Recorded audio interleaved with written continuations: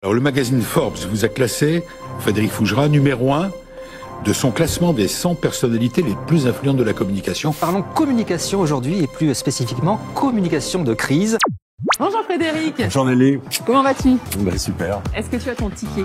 J'ai mon entrée. Allez, c'est parti, on y va.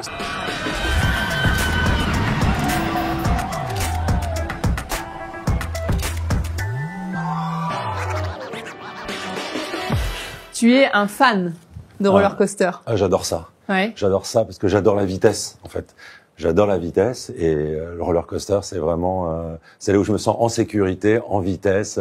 Donc, je les adore depuis toujours. Quand ça va vite, quand ça va haut, quand ça va dans tous les sens, j'adore ça. Et tu as eu plein d'anecdotes par rapport au roller coaster dans ta vie professionnelle. Ben, c'est vrai quand on y pense. D'abord, j'ai eu la chance d'en faire beaucoup dans différents parcs d'attractions. Quand j'étais plus jeune, ça n'existait pas en France, où il y avait les foires du trône. C'était assez réduit. Donc j'ai eu la chance d'en faire plusieurs fois dans le monde, en Asie, aux États-Unis. Et puis j'ai aussi eu la chance, au début de ma vie professionnelle, si on rentre tout de suite dans le sujet, en fait, de travailler avec un élu qui était maire, premier vice-président de conseil général et conseiller régional en Île-de-France, territoire sur lequel s'est implanté Euro Disney à l'époque. Et donc j'ai vécu la phase de candidature, la phase d'acceptation, puis la construction, le chantier, les premières expositions, jusqu'à l'inauguration du parc, phase 1, puis l'inauguration du parc avec Space Mountain. Donc c'est toute ma vie en réalité. Dedans. Ah, je suis dedans, mais à fond, quoi. Donc j'ai eu ton dessin, un vrai roller coaster. Il est moche, hein. Ça va, on a eu pire. Non, est-ce que quand tu l'as fait, quel a été ton ressenti, l'émotion que tu as eue quand tu as fait ce trait? D'abord, je l'ai fait 10 fois parce que je dessine très très mal. Je sais faire dessiner les autres et dire ce que je veux, mais quand il faut le faire soi-même, c'est déjà plus compliqué. C'est deux pauvres traits. J'ai eu beaucoup de mal à les faire, mais en fait, j'ai essayé de faire le ressenti de ce que j'aime dans un roller coaster. Alors au départ, j'ai pas du tout imaginé que ça pouvait être aussi la traduction de mon parcours professionnel, parce que finalement, ça l'est un peu. Mais voilà, cette montée assez forte qui fait un peu mal au ventre, et puis après cette chute vertigineuse, mais ça arrive aussi dans la vie, et puis se retrouver sous la terre, parce que le trait rose, il identifie le sol, donc après se retrouver dans le noir, et parfois dans l'invisible, et puis après on ressort, et puis après on vit plein de choses incroyables. Voilà, c'est ce que j'aime dans les roller coasters, et puis ça ressemble pas mal aussi à ma vie professionnelle quelque part. Donc si on prend le début, tu es au départ dans la fonction salariée. Au départ, je suis un étudiant déjà. Oui, je suis un étudiant, mais qui ne va pas poursuivre ses études, parce que je pense que cet étudiant-là, il n'est pas du tout fait pour les études. En tout cas, il n'est pas fait pour les études académiques, pour les grandes écoles. Il aurait dû plutôt être un apprenti. Il aurait dû apprendre en faisant, avoir peut-être un métier technique, un métier manuel. Ça me ressemblait beaucoup plus. C'était vraiment moi. Sauf que il y a plus de 40 ans, c'était pas bien de faire un métier technique, c'était pas bien de faire un CAP, mais pourtant c'était ce qui aurait été bien pour moi. Alors je fais, après un bac littéraire, je me lance dans des études de droit, parce que je suis très intéressé par les discriminations, par la faiblesse, la fragilité des uns des autres. Donc me dire être avocat, peut-être que j'aurai un rôle utile dans la société. Sauf que ces études-là me conviennent pas du tout. Et par chance, je ne sais pas, au hasard, je tombe malade, rien de grave et sans conséquence. Mais à l'époque, ça me fout en l'air ma première année de droit. Et c'est aussi à la même époque où en France naissent les radios libres. Et là, j'ai un boulevard qui s'ouvre devant moi. Je suis appelé pour aller bosser dans une radio libre. Et puis, c'est le début d'une vie professionnelle, le début d'une vie de communicant où il y a tout à apprendre, mais c'est déjà parti, quoi. Ah ouais, donc tu te lances directement, donc tu quittes le parcours classique finalement. Bye bye la fac de droit, oui. Les parents, ça va? Oui, plutôt des parents qui m'ont plutôt fait confiance, ou en tout cas qui montraient pas trop leur inquiétude. Et donc tu te lances dans la radio libre. Et donc je débute dans une radio libre où je suis à la fois producteur, animateur d'émissions, donc rien à voir avec les producteurs animateurs dont on parle 20 ou 30 ou 40 ans plus tard. Et puis je suis aussi le DIRCOM de la radio, et puis je fais du journalisme. Je n'ai aucune fiche de paye, j'ai travaillé pendant 2 ans mais sans fiche de paye. Mais en tout cas, quelque part, en donnant de mon temps, j'ai aussi appris. Donc ça a été une formation, ça a été un deal gagnant-gagnant. Si je suis pas payé, c'est pas parce que la radio est malhonnête, c'est parce qu'il n'y a pas d'argent. Et donc il faut produire des contenus, il faut tenir l'antenne. Mais à cette époque-là, voilà, c'est des radios associatives où il n'y a pas d'argent. Mais c'est formateur. Et donc là, t'apprends. Là, j'apprends, je me forme, je découvre ce que c'est l'incroyable stress ou tension de parler dans un micro. J'ai toujours été plus tendu dans un studio radio que sur un plateau de télévision. Ça peut surprendre, mais peut-être que c'est lié à cette période-là. Et il se trouve que dans la même époque, en fait, autour des élus, notamment dans les collectivités territoriales, il y a un statut qui est en train de se créer qui n'existait pas auprès des élus et qui est un statut de collaborateur de cabinet. À cette époque-là, les élus avaient autour d'eux des gens, mais qui étaient payés par des entreprises, par l'imprimeur du coin, donc des emplois dits fictifs, mais des gens qui faisaient un vrai travail, mais qui juridiquement n'étaient pas cadrés. Et là naît ce statut, et là il y a un élu qui vient me chercher, parce que je suis un professionnel de la communication, je travaille dans une radio, donc ça lui paraît incroyable, évident et en même temps inaccessible. Et je suis recruté pour diriger le cabinet d'un élu et la communication de la ville. Et là, pendant 7 ans, auprès de ce premier élu, un monsieur qui avait plus de 70 ans et moi j'avais 21 ans, donc ça aurait pu être mon grand-père. Voilà, j'apprends en faisant à ses côtés, et je suis aussi un collaborateur loyal, rassurant, présent, hyper disponible. Et c'est comme ça que se construit le début de ma vie professionnelle. Donc là, finalement, tu apprends un métier sur le terrain. Exactement. Globalement, enfin, tous les métiers que tu as fait, c'était sur le terrain, c'est pas forcément de formation antérieure. Toujours sur le terrain, oui. Et là, tu arrives dans le milieu de la politique, finalement. Exactement. Dans le milieu de la politique, mais pas dans la partie politicienne de la chose, même si à l'époque, il n'y a pas vraiment de barrière entre les deux, mais vraiment dans la partie opérationnelle et vie publique, quoi. Parce qu'il y a quand même un sujet sur la communication dans la politique, c'est à 21 ans, comment justement on gère cette façon de bien séparer la politique, la communication, son point de vue. Alors déjà, j'étais en panique totale parce que enfin j'avais trouvé un boulot, parce que ce que j'ai oublié de dire, c'est que entre sortir de la fac de la radio et avoir ce premier emploi, il y a quand même une période assez plate où on se demande si on n'a pas eu tort de quitter la fac et on se dit que la vie aurait été certainement beaucoup plus facile avec un diplôme.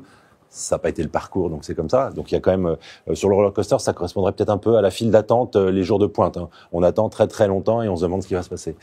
Et puis après, il y a cet accès à cet emploi. Sauf que cet élu, en l'occurrence, je ne partage pas nécessairement ses idées politiques. En tout cas, je ne fais pas partie de son parti, de son mouvement politique. Et je me dis, il y a un moment, il va s'en rendre compte et ça va être catastrophique pour moi. Je vais me faire virer sur le champ. Et en réalité, non, parce que la notion politicienne n'entre pas. Nos différences, ça relève des nuances, mais n'ayant pas la carte de son mouvement, je me disais, mais un jour, il va me demander ma carte, il va se rendre compte que je fais pas partie du club, quoi.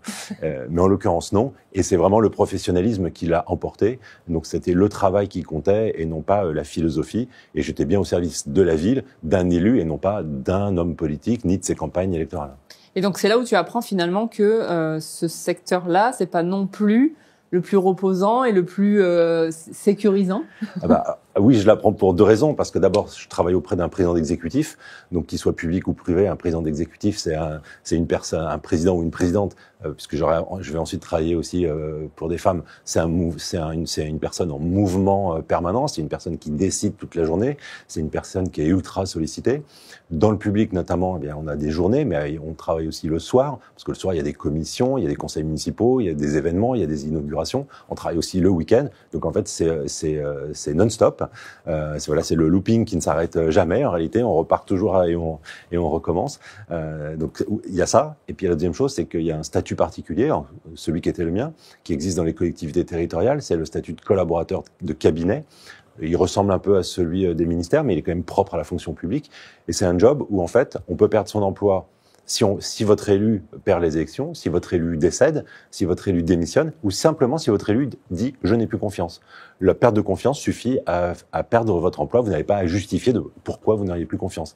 Donc en fait, c'est un boulot où il faut vous donner 100%, 200, 300% même, il faut être hyper engagé, et en même temps, il peut s'arrêter à tout moment. Donc c'est vraiment la chaise éjectable, quoi. C'est le siège éjectable. C'est des jobs où les gens partent d'eux-mêmes très vite parce que c'est assez dur. J'avais à l'époque la moyenne de durée de vie d'un collaborateur de cabinet, c'était 1 an. Donc en ayant fait 7, j'avais presque l'impression de faire un exploit. J'avais pas calculé ni. Et c'est après coup, on se dit tiens, la moyenne c'est 1 an. Tu as fait 7 ans, c'est pas mal. Et puis il y a beaucoup de gens qui se font aussi sortir pour de justes ou de fausses raisons d'ailleurs parfois. Et cette pression, tu la ressens au quotidien Non, ou... pas du tout. Moi, perso, je l'ai jamais ressenti. J'ai toujours su que c'était la règle du jeu. C'est vrai que dans mon entourage, parfois on me disait mais ça doit être très dur. je pense que si on a ça à l'esprit en permanence, on n'y arrivera pas. Donc c'est la règle du jeu, mais j'ai jamais le sentiment qu'on soit, où que ce soit, en sécurité. Ensuite, dans l'entreprise privée, vous avez un contrat à durée indéterminée. On peut se faire sortir à tout moment. D'accord, il y a des protections, d'accord, il peut y avoir les prud'hommes, il peut y avoir... Mais si une entreprise veut se séparer d'un collaborateur, elle s'en sépare. Donc en fait, on n'est jamais en sécurité. Évidemment, quand on est entrepreneur, c'est exactement la même chose. Mais on n'est pas plus en insécurité quand on est entrepreneur que quand on est en sous-CDI dans le privé ou sous statut de cabinet dans la fonction publique. C'est vrai qu'on a souvent tendance à dire le CDI, c'est la protection, c'est la sécurité. Et on fait un versus vraiment radical avec l'entrepreneur qui, lui, on dirait, prend tous les risques. Mais finalement... rien n'est acquis. Mais non, et pour moi, le CDI, c'est un fantasme. C'est un faux fantasme. Et je l'ai souvent dit à des collaborateurs, pas pour leur faire peur, mais plutôt pour, même pas pour les motiver, mais pour vraiment leur faire prendre conscience des choses. Souvent, des collaborateurs, à l'issue de la période d'essai, ils se disent, ah bah, ça y est, c'est super. Non, ça y est, c'est pas super. Vous avez franchi une étape, mais maintenant il faut tout commencer. Et il y a plein de gens qui se sont fait virer ou qui ont perdu leur job le lendemain de la fin de la période d'essai ou une semaine après. Si ça va pas, ça va pas. Donc il y a pas de période, il y a pas de sécurité, il y a pas un verrou, un moment qui fait que de toute façon il faudra faire avec cette personne ou pas. Quand ça va pas, ça va pas. Quand ça va plus, ça va plus. Donc non, il y a jamais. Pour moi, il y a pas de sécurité. Donc d'accord, c'est un cadre, effectivement. Enfin, c'est un cadre prévu par la loi. Ça donne un sentiment de protection, mais en réalité, l'entreprise est toute puissante, elle a toute capacité à se séparer de ses collaborateurs quand on en a le besoin, la nécessité. Donc la seule chose à faire, c'est de bien faire son job et ne pas avoir cette pression de à un moment ou un autre, je vais perdre mon emploi. De la même façon, on peut avoir un contrat à durée déterminée et puis finalement, il va se prolonger parce qu'on va faire l'affaire, c'était pas prévu au début et puis on part pour bien plus longtemps que prévu. Donc la vie est quand même pas écrite à l'avance et on le voit de plus en plus. Donc il faut vivre le moment présent, faut faire les choses pour les bonnes raisons. Et puis après, ça se fait tout seul. Puis à un moment, on se retourne et on se rend compte qu'on a, j'ai vu il y a quelques jours, 37 ans de carrière derrière moi. Mais finalement, en plus, c'est l'acheminement de tout ce parcours finalement, parce qu'arriver en politique, ça t'a permis d'acquérir de certaines compétences qui finalement, j'imagine, on va en parler, rebondissent sur ton parcours privé de chef d'entreprise. Parce que finalement, l'expérience que tu as eue a, je suis sûre, dans ce que tu as créé, une incidence. Oui, alors déjà, il y a un fil rouge, je pense, dans tout mon parcours. Je pense que c'est le sens politique. Parce que le sens politique, c'est quand même une des compétences indéniables qu'on doit avoir en communication. Donc, j'ai créé aujourd'hui mes entreprises. Après 35 ans de salariat public et privé, j'ai créé deux agences de communication. Et la communication, c'est avant tout, enfin pas avant tout, mais une des compétences clés, c'est quand même le sens politique. Ce sens politique, il m'a été indispensable en communication dans le secteur privé et en communication et en direction de cabinet dans le public. Donc, et le sens politique, c'est une compétence qui peut se développer, mais je pense que c'est quand même quelque chose de relativement inné. Si on n'a pas de sens politique au départ, il n'y a pas d'école qui vous apprend le sens politique. Donc, tu peux pas tout d'un coup te découvrir cette compétence. En revanche, elle se développe, elle se pratique, l'expérience aide et augmente ta capacité, en tout cas, à l'utiliser. Mais je pense que ce sens politique, c'est ce qui fait le lien entre ces différentes étapes de ma vie professionnelle. Donc après ces 7 ans de vie, c'est la fin de la politique. Après 7 ans, je travaille avec un élu qui est âgé, qui a son 3e ou 4e mandat, qui est malade et qui décide de ne pas se représenter. Et donc là, mon statut s'applique, je perds mon boulot. Donc du jour au lendemain. Du jour au lendemain. Du jour au lendemain.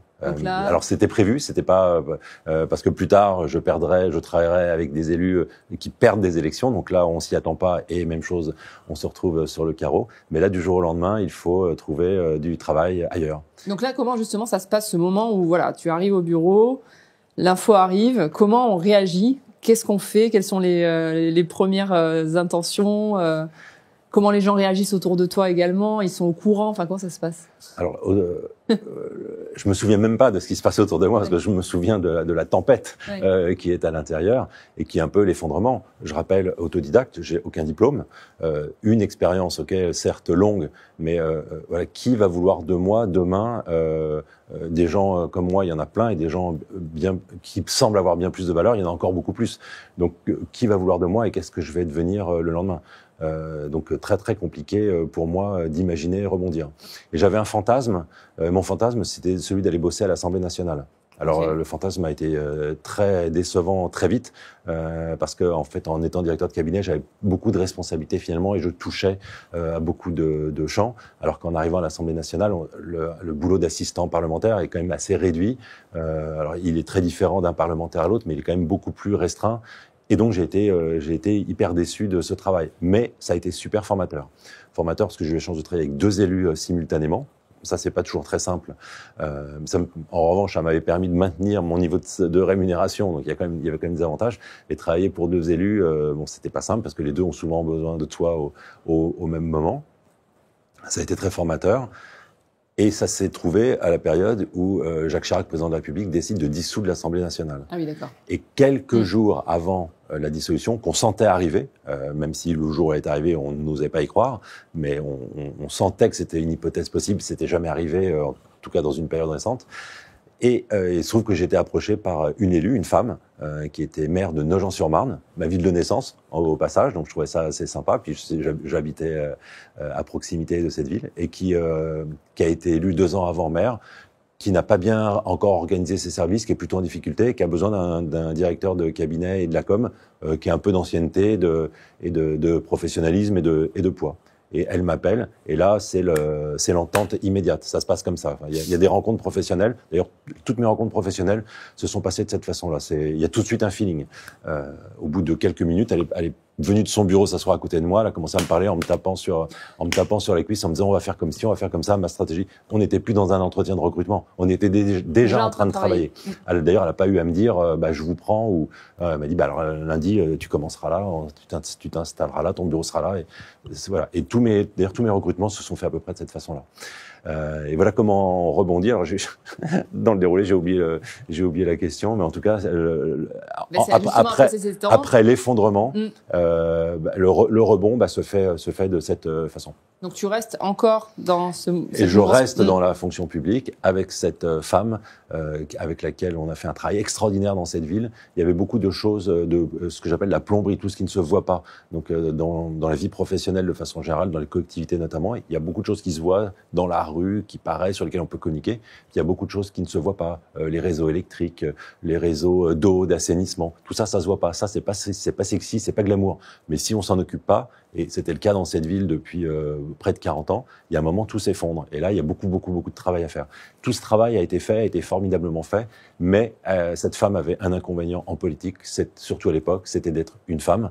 Et donc, toutes les oppositions masculines se sont coordonnées pour la faire chuter, peu importe celui qui l'emportera contre elle. Ce qu'il fallait, c'était virer une femme pour redonner la place à un homme. C'est un homme qui doit être à la tête de la mairie. Et là, ça a été élection fracassante, parce qu'à quelques dizaines de voix, on a perdu ces élections. Et là, je me suis retrouvé à nouveau sur le carreau, mais là, du jour au lendemain, parce que c'était pas du tout attendu. Ah oui, donc rebelote. Rebelote. Plutôt prêt par rapport à la fois d'avant, parce que déjà vécu. Oui, mais très dur quand même, quand même. Et c'était une expérience vraiment fabuleuse, donc c'était un peu compliqué. Et là, j'avais gardé à l'esprit un dimanche, puisqu'on, je le disais tout à l'heure, on travaille le soir, le samedi, le dimanche. Un dimanche, son mari était venu dans la mairie, on était tous les deux en train de travailler, il nous avait dit, vous êtes vraiment 2 cinglés à vous engager, à vous donner autant. Si vous bossiez dans le privé, vous seriez bien plus épanoui et vous gagneriez bien mieux votre vie. Et ça, cette petite musique, elle m'était restée, mais j'avais aucune intention de prendre le moindre risque de quitter le pseudo-confort d'un job qui était fabuleux pour moi. Ce jour-là, j'avais plus trop le choix. Et alors, j'ai commencé à faire des candidatures spontanées dans le secteur privé. J'en ai fait 100, 200, sans quasiment jamais aucun retour. Parce que qui voulait d'un mec qui a fait finalement toujours aucun diplôme, et puis un parcours assez difficile à transposer dans le secteur privé. Et ma façon d'approcher des grandes entreprises, c'était de valoriser ma parfaite connaissance des arcanes institutionnelles. Là, je me disais, ça, dans des grandes entreprises, pour les affaires publiques, pour le lobbying, ça peut être quelque chose qui peut être utile. Finalement, pas tant que ça. Et puis un jour, un cabinet de chasse m'appelle. Alors on peut se dire, un cabinet de chasse l'appelle, mais il est rien, il est personne, il a jamais rien fait. Oui, mais ce cabinet appartenait à un grand groupe dans lequel j'avais postulé, et on m'a expliqué on m'a reçu, il y a eu tout un processus. Je vais pas rentrer dans le détail qui est un peu long. Et puis on m'a expliqué qu'il y avait finalement un poste de relations publiques, et puis un poste, affaires extérieures, et puis un poste de relations presse. et que finalement je pouvais correspondre aux deux. Donc il faisait une économie en me recrutant puisque de 2 postes il le donnait qu'à une seule personne. Et ça a été mon entrée dans la vie du secteur privé, et ça a duré 20 ans. Ça a duré 20 ans dans 6 groupes internationaux différents. Donc voilà. Toujours dans l'action publique, toujours ce lien-là. Toujours dans la com. Toujours com, relations publiques, la RSE, un peu de marketing et un peu de RSE, je l'ai dit, un peu d'expérience client aussi. Donc j'ai touché à pas mal de choses, mais toujours avec dans le cadre d'un poste communication qui est vraiment mon cœur de métier et de compétences aussi. Et là après, tu te lances dans le grand bain. Et au bout de 20 ans, il y a un moment, on se dit, les grands groupes, c'est bien, recommencer tous les 3, 4, 5 ans, c'est fatigant, tout reprendre à zéro, reprendre les fondamentaux, tout ça est difficile. Et puis aussi les grands groupes, souvent dirigés par des financiers, en fait, personne ne compte, l'humain ne compte pas, il n'y a que le chiffre qui compte. 20 fois, je me suis entendu dire il faut faire 20%, 30% d'économie sur ton budget, il faut virer 5 collaborateurs, il faut virer 10 collaborateurs, comme s'il y avait des gens qui servaient à rien, qui étaient juste en attente d'être sortis pour faire des économies. À un moment, j'ai été un peu fatigué de ce système, dont j'ai profité, dont j'ai été quelque part le complice. Mais il y a un moment dans la vie où on en a un peu marre de ne plus compter du tout que sur le chiffre. Et je me suis dit, c'est peut-être qu'il y a un moment il faut faire autrement. Et puis il faut aussi aller voir éventuellement, est-ce qu'on est capable de faire autre chose, et est-ce que soi-même on va être capable de regarder autre chose que le chiffre. Pour le moment, ça me réussit plutôt. Mais voilà, je me suis lancé dans l'entrepreneuriat en créant 2 agences avec des anciens collaborateurs.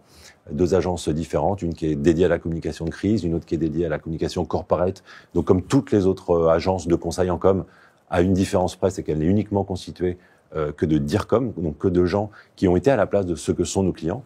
Dans beaucoup d'agences de pub ou de com, il y a plein de compétences, mais en fait les gens n'ont jamais été à la place du client. Nous, on a tous été à la place du client. Ça, c'est une vraie force. Donc c'est une force, c'est une vraie compréhension aussi. On connaît les codes, on connaît les rythmes, on sait qui décide, comment ça se décide, et on est un véritable accompagnement. Et comme notre positionnement, c'est aussi d'être quelque part dans l'ombre des DIRCOM pour venir les aider sur un sujet, sur une compétence qui manque, sur un recrutement gelé, mais un livrable qu'il faut fournir. Donc voilà, ces 2 agences sont c'est ce qui m'occupe aujourd'hui. Et je suis aussi très dans la transmission parce que l'idée, c'est aussi d'aider des plus jeunes, qui commencent à vieillir d'ailleurs, mais des plus jeunes à devenir des décideurs et des leaders de la com de demain. Donc je suis plutôt dans une phase de transmission de flambeau. Et finalement, là, cette partie sur la crise, donc c'est un peu ce que tu expliquais dans ce dessin où finalement, c'est tes clients maintenant qui sont en crise. Comment tu es arrivé justement dans cette volonté d'accompagner les entreprises en crise, parce que c'est compliqué, ça doit être dur. Comment t'en es venu là? Alors d'abord, la crise, c'est passionnant, oui. Parce que ça réunit toutes les exigences de la communication. Donc c'est pour moi, quand je parle de la crise, c'est souvent, je l'explique comme un concentré d'excellence de toute la communication. Parce que la crise, c'est autant l'écriture, l'expression orale, c'est vraiment produire de l'intelligence, mais au maximum. Je rappelle que communiquer c'est créer de la relation, et la communication, c'est pas fabriquer des outils, c'est produire de l'intelligence. Souvent, on réduit la communication à un service support. Pour moi, c'est plutôt une fonction stratégique, donc qui doit produire de l'intelligence. La com de crise, ce n'est que produire de l'intelligence, c'est-à-dire avoir de l'analyse, de la vision d'une situation, bien comprendre un contexte, faire tout ça de façon assez rapide, parce qu'on a rarement le temps en communication de crise de s'installer et de réfléchir très longtemps, mais on peut pas travailler dans la précipitation. La précipitation, c'est l'ennemi de la communication. C'est peut-être l'ennemi majeur de la communication avec l'amateurisme. Donc voilà, produire de l'intelligence, ça c'est quand même assez fabuleux. J'ai une grande expérience de la communication de crise parce que j'en ai vécu des crises humaines, des crises sociales, des crises financières, des scandales, des rumeurs politiques, privées. Donc j'en ai beaucoup d'expérience, et il se trouve que j'ai souvent été appelé, au-delà de mes fonctions professionnelles, à aller conseiller des personnes qui me sollicitaient pour que je les accompagne sur ce terrain de la crise. Et j'étais, ces dernières années, très sollicité pour aller sur ce terrain-là. Donc, quelque part, on m'a ouvert la voie, on m'a dit ce que tu dois, comme un appel. On m'a dit, voilà, toi, il faut que tu viennes nous aider sur de la crise. C'est ce que j'ai décidé de faire et d'y consacrer la majeure partie de mon temps. Et vous êtes combien de collaborateurs aujourd'hui dans cette entreprise? Nous sommes 8 associés. Il n'y a pas encore de collaborateurs. Pour le moment, on fonctionne uniquement entre associés, donc en compétences multiples. Mais voilà, c'est déjà une belle équipe pour démarrer. Et dans la crise, finalement, on te contacte ils arrivent à te contacter en amont, pendant la crise? Est-ce que vous êtes un peu en format pompier finalement? Mais c'est très intéressant ta question, parce que j'avais imaginé effectivement que nous n'interviendrions qu'en pompier. Mais c'est vrai que je porte un discours sur la nécessité d'anticiper la crise, de s'y préparer, notamment d'être prêt à la prise de parole en communication de crise. C'est une prise de parole qui est très différente de la prise de parole habituelle.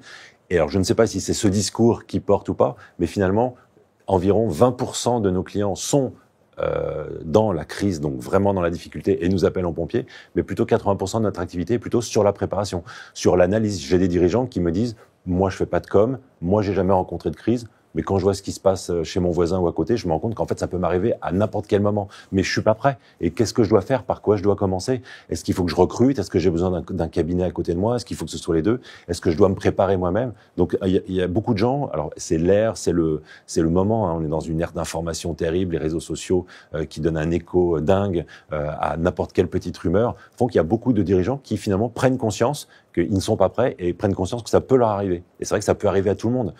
C'est pas parce qu'on est une grosse boîte qu'on peut avoir une crise, non. Et quand on est une grosse boîte, en principe, on est préparé. Alors que quand on est une petite structure, on l'est beaucoup moins. Donc voilà, je suis approché par beaucoup de gens qui ont cette prise de conscience et qui veulent démarrer le chemin pour se dire, si je peux être prêt au moment où la crise tombe sur moi, ça sera formidable. Et finalement, cette bascule pour toi du monde, on va dire, du salariat à l'entrepreneuriat, tu te sens bien aujourd'hui dans cette nouvelle vie? Est-ce que j'ai l'air de pas bien me sentir? Non, c'est formidable. Oui, non, c'est vraiment. Enfin, pour moi, c'est une expérience extraordinaire. Je pense pour ceux qui m'accompagnent aussi. Ceux qui m'accompagnent, ce sont d'anciens collaborateurs, donc qui ont eux-mêmes vécu différentes étapes de ma propre vie professionnelle en vivant la leur, mais chacun à sa place. Non, c'est formidable d'être entrepreneur. Il y a rien à craindre d'être entrepreneur. La seule chose qu'on risque de ne pas faire, c'est de réaliser son rêve. Donc il faut le faire si on en a envie. Il faut pas le faire contraint. Il faut pas le faire pour de mauvaises raisons. Mais il faut y aller, il faut foncer. Ça donne du sens à la vie. C'est important quand on se lève le matin.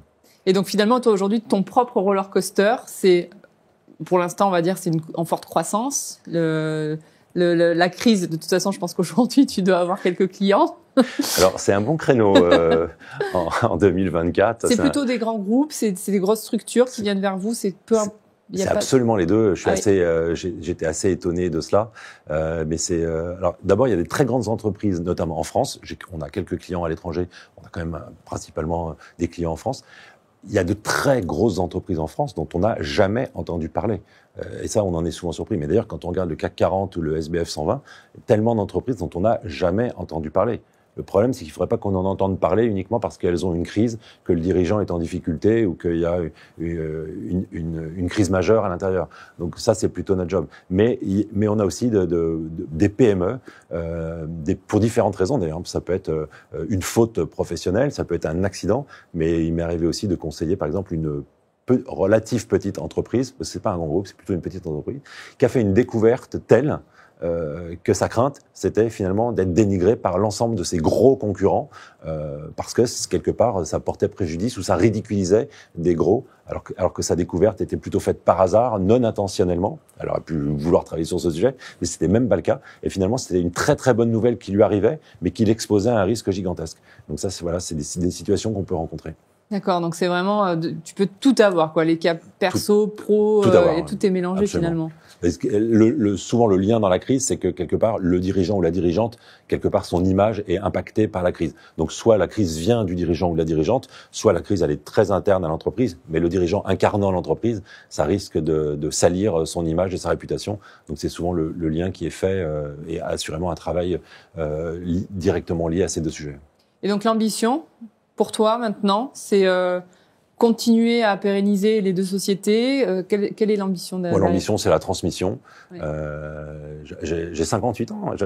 Donc, je sais, même si mon âge à la retraite a été un peu repoussé, il se rapproche, mais consacrer beaucoup de temps à la transmission et puis permettre à des plus jeunes de prendre le relais, de prendre la direction des affaires et puis de les emmener là où ils veulent. J'allais dire le plus loin possible, non, ça c'est ma vision. Là où ils veulent, pour faire ce qui a du sens pour eux, pour vivre heureux en faisant le boulot, le job qu'ils aiment, quoi.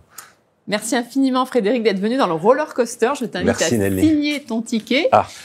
Et je vous invite tous à regarder cet épisode, le partager autour de vous, commenter et on se retrouve dans le prochain. À bientôt.